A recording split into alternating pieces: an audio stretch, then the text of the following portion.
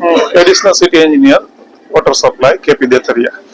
આજે એક ડેમમાં જે સપાટી છે 28.60 જેટલી છે અને ઇનફ્લો છે એ 570 ક્યુસેક નો છે।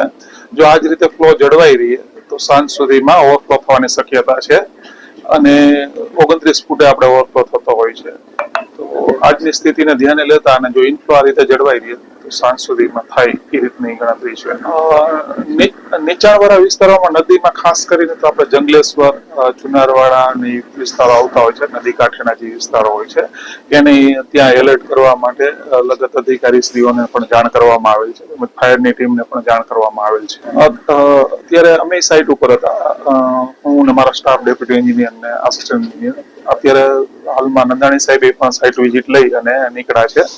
તેઓએ સ્થળ સ્થિતિનો ધ્યાનમાં લઈ અને નીચાણવાળા વિસ્તારોમાં શું એલર્ટ કરવાનું છે એ રીતે સૂચનાઓ આપી છે। ઇનફ્લો જો 570 ક્યુસેકની આસપાસ જળવાઈ રહે તો સાંજ સુધીમાં ઓવરફ્લો થવાની શક્યતા છે, પણ ઇનફ્લો ઘટે તો પછી એટલું ડીલે થાય।